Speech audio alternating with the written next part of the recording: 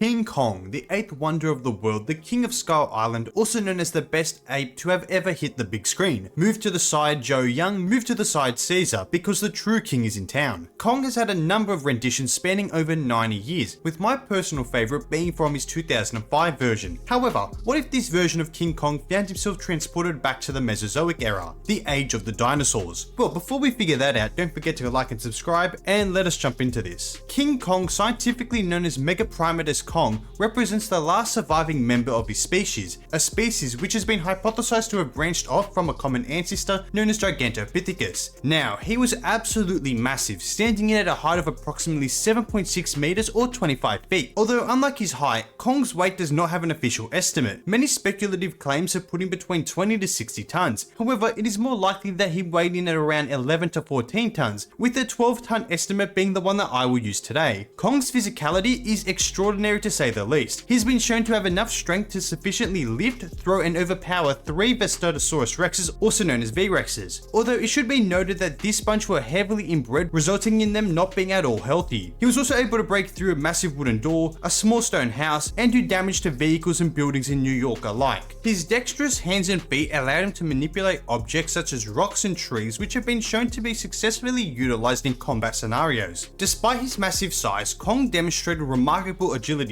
capable of scaling cliffs, swinging through Skull Island's jungle, and even chasing down vehicles through New York City streets. There is not an exact measurement of his speed, with some people suggesting that he could reach all the way up to 105 km an hour or 65 miles per hour. However, I do disagree with this, as the car that he was chasing was never driving in a straight line. Instead, it was turning, dodging, stopping, going backwards, and all that good stuff. I would agree that he would be faster than the V-Rexes, which would likely place him at 48 km an hour or 30 miles per hour. Beyond his physical capabilities, Kong's intelligence really sets him apart. Kong himself has demonstrated superior cognitive abilities akin to human reasoning. He was capable of rudimentary communication, conveying abstracts of concepts such as beauty to Anne Darrow. Kong's intelligence even extended to combative strategy, as seen in his fight with the V-Rex trio, where he used the terrain and quick thinking to his advantage. Diet-wise, the Kongs were omnivorous, consuming a variety of foods. We saw on screen that he consumes bamboo, but judging by the fact that he's a primate, it is more than likely that he would have also eaten fruits, leaves, seeds, insects, and likely larger prey items on occasion. The environment that Kong inhabited consisted of lowlands, swamps, jungles, chasms, and uplands. Also, considering that the island was close to Sumatra, I suspect its average temperature to be around 30 degrees Celsius or 86 degrees Fahrenheit. With all of these traits, it is no wonder that Kong was the king of Skull Island for as long as he lived. But now that we have thoroughly analysed Kong, it is time to see how the king would fare throughout the Mesozoic. We will specifically be focusing in North America, kicking it off during the late Triassic period, specifically within the Chinle Formation. This area during the late Triassic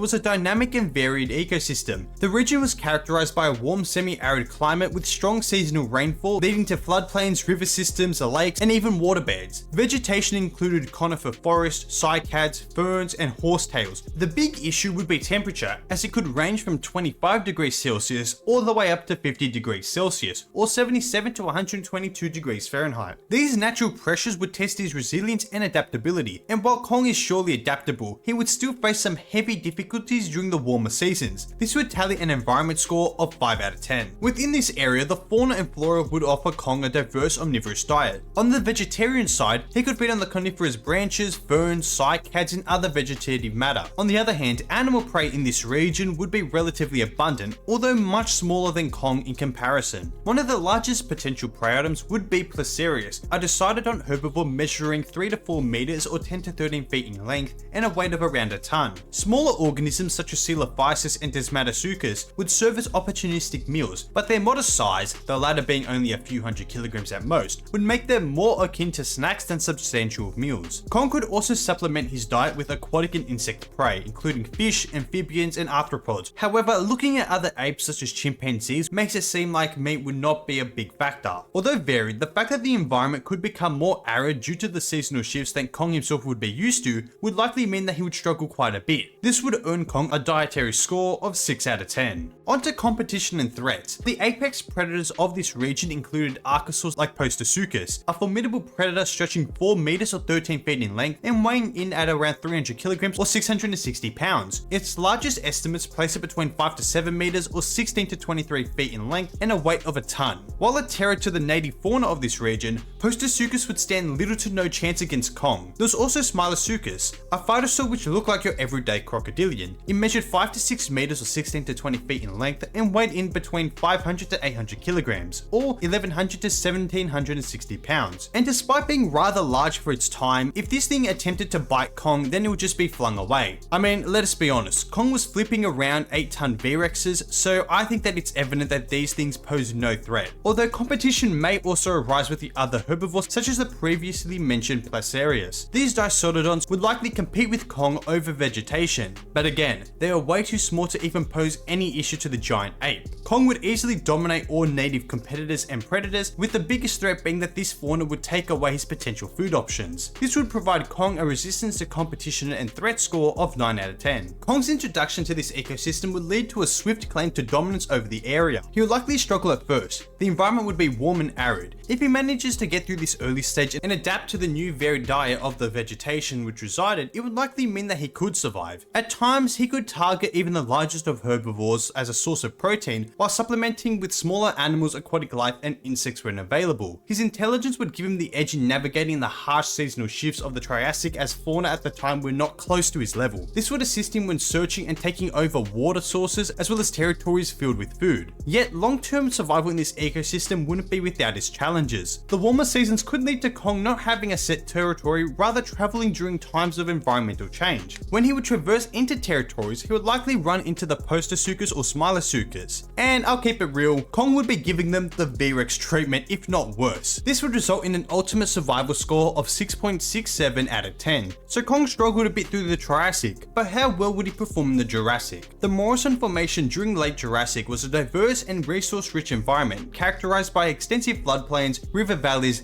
and semi-arid regions with seasonal rainfall. Of course, it does depend where you're located. It seems temperatures could have averaged between 25 to 35 degrees Celsius or 77 to 95 degrees Fahrenheit, although Oklahoma could reach over 50 degrees Celsius or 122 degrees Fahrenheit. The seasonal nature of the Morrison climate, however, could pose some challenges. Prolonged dry spells might reduce the availability of fresh water and lush vegetation. Still, we aren't placing Kong at the very end of the Jurassic. There was still an abundance of plant life and terrain for him to be comfortable in. This would earn him an environment score of 6 out of 10. As a predominantly herbivorous giant, Kong's dietary habits would align with the vegetation-rich Morrison Formation. His diet would primarily consist of foliage, cycads, and ferns. With his massive size, Kong could strip branches from tall trees, consuming hardy plants, and even access resources growing high above the ground due to his ability to climb effectively. Kong's ability to selectively forage in harder to reach places would also assist mitigate direct competition. Although we have already established that Kong does not rely on meat as a primary food source, he would opportunistically consume smaller animals such as early mammals, reptiles, or even other dinosaurs. This occasional supplementation would provide vital protein and fats, but would never constitute a significant portion of his diet. Also, because of the large number of sauropods which inhabited this area, there had to have been a solid amount of vegetation for it to all go around. Certainly, they had space for Kong. All of this would add up to a dietary score of 7 out of 10. Now, unlike the Triassic, there were plenty of potential threats and competition. A number of formidable predators would have called this ecosystem home, the main of which would include Allosaurus and Torvosaurus. And if you aren't up to date with Saurophaganax, well, I'm sorry to break the news,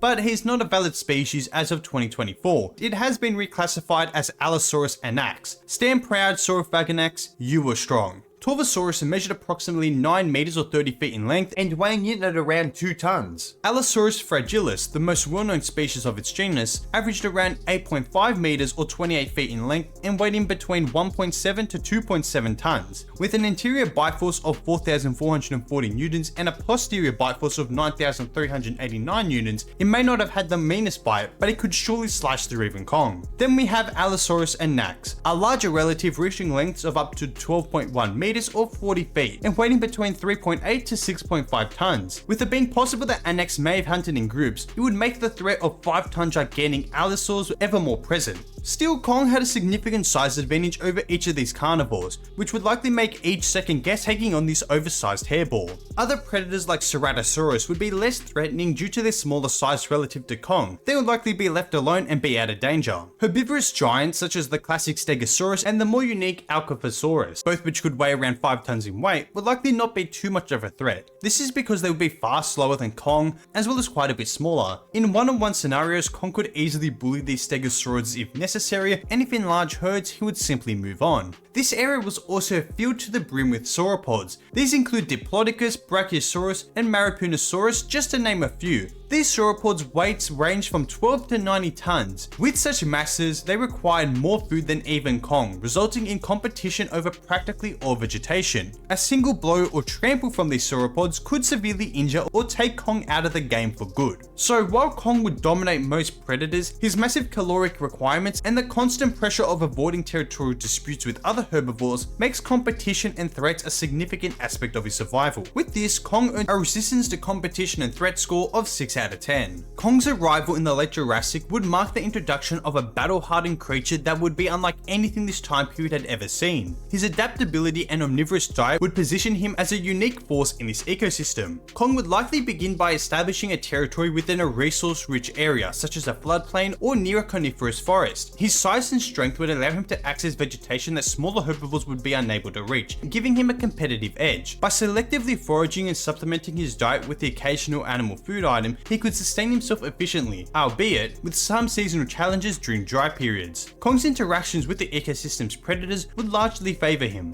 Most theropods, even the formidable Allosaurus and Torvosaurus, would likely opt to avoid direct confrontation, especially against an unknown hairy creature that roars and beats his chest at them. Talk about intimidation. However, in the case of Allosaurus and Nax, they could pose a bit of an issue. Due to being quite large and having numbers, they could potentially overwhelm Kong if they surprise him. Their highly serrated teeth would be well suited for slicing through his tough hide, making Kong's tight-fitting skin more vulnerable to deep gashes that could accumulate over prolonged confrontations. Still, the fact they could take on 3 highly agile and heavier V-Rexes has my confidence that he could handle these predators. He would definitely get roughed up, but it would only take a few confrontations for Kong to figure out the most efficient way to take out these predators. The true challenges to Kong's dominance would not come in the form of predation, but from competition and resource pressures. The Morrison Formation's massive sauropods, such as Brachiosaurus, would consume enormous amounts of vegetation. While Kong could outmaneuver these giants in accessing food sources, their sheer numbers and dietary demands might force him to roam more extensively. Some people may think that he would climb up and choke them out, but I don't see Kong doing that. He's still an animal after all, and if intimidation would not work, then he would simply move on. Territorial disputes with herbivores like Stegosaurus or Alcavosaurus could also arise, and while these creatures lack the size or speed to seriously harm Kong, a well-placed swing of their Thagomizer could result in injury. Likely, in a confrontation between these Stegosaurids, he would utilize his speed and agility to get to the head and then just cave it in. I mean, it is a pretty obvious weak spot after all. Despite these advantages, Kong would still struggle a bit when it came to the predation and competition in the area. Over time, resource scarcity or injuries from territorial conflicts could test his limits. This would result in an ultimate survival score of 6.33 out of 10. As the Jurassic is now ticked off the list, we travel into our last period of the Mesozoic, the late Cretaceous, more specifically in the Hells Creek Formation. Now, this was a diverse ecosystem which would have included extensive floodplains, rivers, coastal wetlands. The climate was subtropical with average temperatures of 35 degrees Celsius or 95 degrees Fahrenheit. This would provide a hospitable environment for dense vegetation. The region would support a variety of plant life, including angiosperms, ferns, conifers, and even the original fruits. However, the seasonal rainfall and occasional dry periods could create resource fluctuations, especially in the drier upland areas, earning Kong an environment score of 8 out of 10. As for diet, I actually think that Kong would be well aligned with the plant diversity of this area, at least better than the Triassic and Jurassic. This is due to the abundance of the previously mentioned vegetation that would inhabit this area. His ability to access higher level vegetation would significantly reduce direct competition with other herbivores such as ankylosaurs or ceratopsians. And although we have well established that Kong does not rely on meat, his opportunistic feeding habits could include the smaller animals such as Archaeoraptor, Anzu, and Pachycephalosaurus, just to name a few. And despite the seasonal challenges, Kong's dietary flexibility would provide him a dietary score of 8 out of 10. Now, as for competition and threats, well, there were many different gigantic gigantic dinosaurs which would have inhabited the region. Of course, we have to kick it off with the king of the dinosaurs, Tyrannosaurus rex, arguably the most formidable theropod of all time and the one that everyone would be waiting for. This theropod measured over 12.1 meters or 40 feet in length, over 3.9 meters or 13 feet at the hips, and 8 tons in weight, with the largest rexes reaching over 11 tons in weight. Finally, we've got a theropod that can rival Kong. Its massive jaws would be capable of generating 18,000 to 61,000 newtons of force. This would undoubtedly cause injuries even to a creature like Kong. While most T-Rex individuals would likely avoid direct confrontation with Kong on the account that he's a strange creature that could judo flip them, a desperate, determined, or starving individual could pose a threat.